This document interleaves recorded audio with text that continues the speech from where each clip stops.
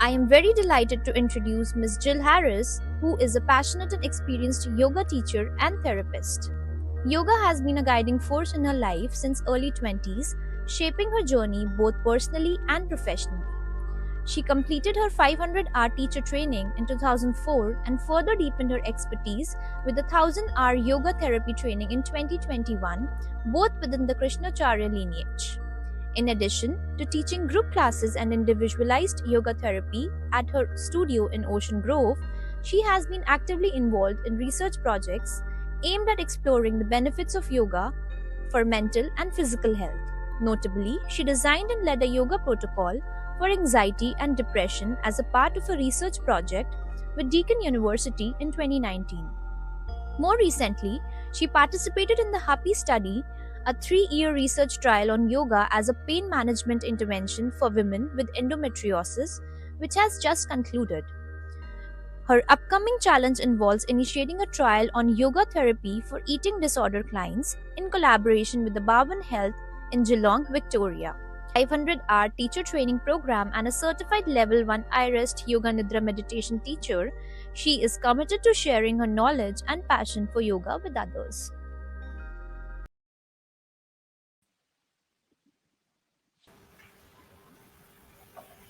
Welcome, Jill. Hello, thank you for having me. Wonderful to have you. Yeah, please share with us your wisdom, which is addressing the benefits of yoga therapy for chronic pain management. Thank you. Thank you. Hi, everybody. Thank you. There's the first slide. If we can move on to the next one, that would be great. So I just wanted to acknowledge the teachings of the Krishnamacharya lineage, which is my background in yoga and yoga therapy, and the angle from which I'm speaking from today in terms of what I'm talking about with pain management and chronic pain. Next slide, please. So pain is quite a subjective experience, as we all know, and it's very multi-layered, just as we are quite multi-layered as humans. And chronic pain can be something that is quite all-encompassing because it starts as a state of internal conflict within us, but quite quickly can resonate to having an external effect. I think Sarah mentioned this previously, that when we experience something within us, we tend to take that then out into the world as well. So when there's pain present, it can start to debilitate our normal functioning, but then it can start to impact our experience with the people around us and the world around us too. So our responses are often driven by discomfort, which is obviously going to have a bigger impact with how we step out into the world. So this dukkha or suffering that yoga talks about, and which is a natural part of life in some respects, starts to become all pervading when chronic pain is present. And it's the lens through which we start to view the world. So in the Yoga Sutras of Patanjali, there's a sutra which is sort of the, I guess, ideology of yoga therapy. This is the Hayam Dukkam Anagatam, which basically translates as future suffering should be avoided. So pain that is yet to come should be avoided. And this is the goal of yoga therapy in some ways, is to avoid what might be coming. But at the same time, when we have something present already, we're also working with alleviating what is present in terms of pain. So that this is the path of yoga therapy as it seeks to address current needs as well as perhaps preventing future problems that may arise for us. And so the goal in many ways is to bring about this inner clarity or this focus for us so that we can start to see what we need to do in order to avoid suffering. And when I've worked with people with pain, I find that this is something that once they understand, it becomes quite a revelation, this ability to have a moment of clarity to see what they may need to do differently in order to shift what they're experiencing. So how does yoga therapy view the management of chronic pain and in the process seek to create harmony for us rather than conflict? If we could go to the next slide, please. And just like Sarah, I'm touching on the Panchamaya model here because this is really intrinsic to how we work with chronic pain. And this, as most of us would know in yoga, is the 5 layers of the human system. And an understanding of how these layers sort of impact each other is going to be really helpful in addressing chronic pain. So the layers are all labelled separately for understanding purposes, but in fact, they're all very deeply integrated in the way they interact and inform each other. And this is the starting point for working with pain in yoga therapy as we look at the person through the lens of these layers. So we've got the body, which is anam, and this refers to the layer that's supported by food. So our tissue, our muscles, our bones, our organs. We feed the body through this layer to achieve its function. And then we have the pranamaya layer, which is the layer supported by the breath. And this encompasses our prana, our life force, our capacity, and our energy on a day-to-day basis. Then the mind, manomaya, which is referring to cognitive function. And this is where we will start to receive and process information from the world. And these three are the three layers that we can really start to affect in yoga therapy. But beyond this, you know, it's harder to affect the other layers, which I'm yet to talk about briefly. The next one is, of course, the personality, which becomes our individual traits and what makes us unique in the world. And this is the part of us which stores life experiences. It accumulates habits and learning, and it ultimately decides how we act or think. So even though our mind is the one doing the perceiving, the Vijnana Maya is the one that then takes on that information and chooses to step forward with it. So this is the layer in which change really needs to happen in order for us to step out of suffering or to go back into experiencing sukham, which is ease, rather than dukkham. So when pain's involved, Vijnana Maya is really a layer that we are working quite strongly with, because we can build up a lot of resistance to things. We can build up a lot of preconceived ideas or formed habits that will protect us or try and protect us from pain. So in some ways, this can be the hardest layer to infiltrate. And then, of course, the deepest layer is Anandam, the emotional layer, which is about finding joy in life, which is really our goal. So pain can infiltrate any of these layers, but it may just start on one layer. And I'm going to give you an example of this. So if, for example, we get a back injury, which is in the physical layer, the Annamaya layer, it may start to affect the mind. So the mind will start to perceive this pain that the body's experience as being enduring. So the idea that there is always going to be pain might become the attitude that we adopt. And as a result, depression or anxiety or some other form of mental distress may follow. And this might lead to a lack of movement that creates a body not well supported by prana. So we can start to see how the pain on one layer can really quickly start to manifest or move into other layers too. And then another example of this might be experiencing trauma or loss, and this can start to impact the mind and the deeper personality. And the world might start to become viewed in a particular way. So perhaps it's a place that's quite unsafe for us. So the emotions will also maybe start to be involved there. They might restrict the ability to receive joy. And structurally, this might flow on as a way where we hold ourselves with a lot of protectiveness, or we don't stand in a way that supports our body. So we start to then impact the physical layer. So there's a lot of ways that these layers will start to move in on each other, so to speak, when pain is present. If we can go to the next slide, please. So the cycle of pain is really intertwined into these layers, and it can really alter our perception, our incentive, and our capacity. But the good news is that bringing change into just one of these layers in a positive way can start to affect the others too. So yoga therapy can offer tools to break the pain cycle by allowing us to have a glimpse beyond the pain. And this is done in a variety of different ways. So the intervention might happen in the physical layer with a movement that perhaps brings some kind of ease to the person, to the tissue of the body. And this allows the brain to start to move away from the intense focus that it might be holding with that particular area, and open up space for realization that, oh, this can help, or I can do something for myself. And this in turn might set into motion a whole chain of events that shifts the relationship with pain over time. Of course, when there's pain, we're going to begin to change the nervous system response to things. So if the pain is increased, we start to view that as a continual threat as well. So in yoga therapy, we're really trying to find the tools to create the capacity to change our relationship with pain. And this, again, can affect one layer only, but it might flow through to others. If we could go to the next slide, please.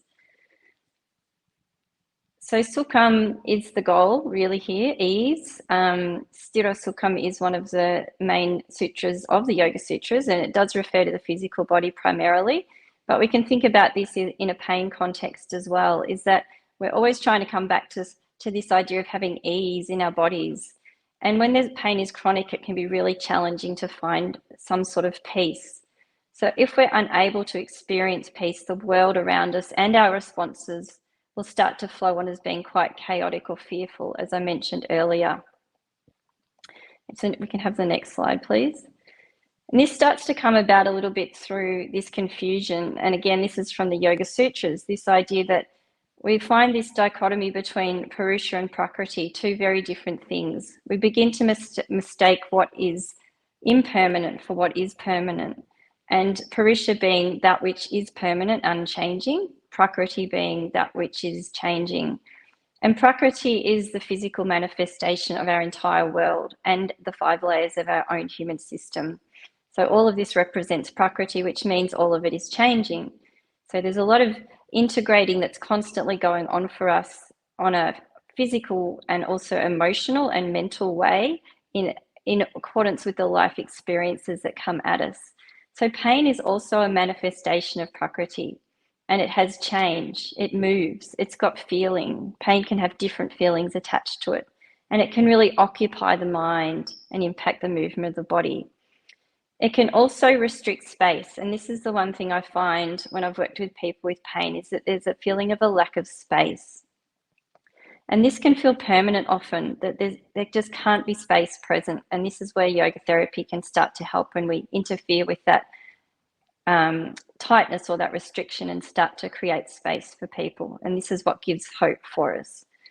So Purusha, as our deepest and unchanging manifestation, is in some ways just observing. It's not acting, but we forget that our Purusha exists because we get so caught up in the Prakriti or the physical experience that we're having. So Purusha, as being our link to consciousness, is all that exists beyond what we see, hear, and experience. And it's what we're born with and spend much of our life trying to return to a connection with over time.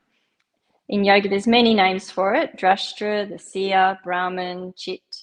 But we seek to find Purusha in practices like yoga by moving from the outside to the inside. So if we've got something present in the physical layers of our body in the way of pain, we need to be able to manage that or shift it in a way that can start to bring us back within again. And in some ways, we're also cleaning the mind from all the normal conditionings that we've had along the way to do with pain, so that we can access something a little bit deeper. So ultimately with yoga therapy, we're trying to bring space and ease into these layers when pain is present. And just as pain can change and shift, it can also open up space for possibility. And this might be momentary, or it might be something that lasts for a period of time. Hopefully, as we create the new pattern, change from the old pattern, we start to bring in this gradual shift where pain becomes less for it, or our relationship to it starts to change in some way. And we see future possibilities. Next slide, please. So this all sounds really good in theory, but how can yoga therapy actually create this change for us when pain is present? The first is meeting the person where they're at and honouring their starting point and stepping forward appropriately from there. So often just being listened to really offers hope for people. And then there's an incentive to create change that has to be present as well. And this sometimes comes down to the relationship between the care seeker and the therapist. If there's trust there and a belief, then change is more likely to happen. And then the connection with the breath, for me, is the thing that really starts to change the relationship with pain. It might be a technique or a placement of the mind or the hands, or it might be some kind of focus, or it might be aided by movement that's bringing about some kind of relief. So just as the pain can change in the way it feels and the form of it, so too can the breath, as we intend to try and make it longer, or we might hold for periods of time without it or with it. We might guide it with mudras or with different techniques, the tongue, the mouth. We might breathe into one nostril, out another nostril. There's so many techniques in yoga that can work with the breath in a way that starts to shift our focus away from something like pain and create internal space for us. And this is then when the prana can start to move into that space and change the effect of what's happening in the mind. So the body can come along for the ride with the breath, with certain postures, getting in and out of things or staying and observing. This will all be as unique and different as the person that you have in front of you. And honouring the body in this way also starts to honour those 5 layers of the individual. So rather than giving a prescriptive practice, we have something that is applied for the person in front of you. An example of this is if I'm working with someone with pelvic pain, some women might find drawing the knees into the chest a really helpful way to assist with that management of pain. But for others, they'll want to open out and really stretch the abdomen to bring more relief. So they can be very opposite responses to yoga according to pain that's going on for the individual. Next slide, please. So yoga therapy uses tools that will distract the mind from the experience of pain by asking us to shift our focus elsewhere. And this can take concentration. It's an early form of dharana or meditation. And by taking the mind away from something negative to something positive, we bring an internal shift. And as the process gets repeated over and over, we start to change pathways. Those negative pathways that might be connecting with pain, we replace them with something that has a different experience. And as I said before, this gives prana the opportunity to move into the space.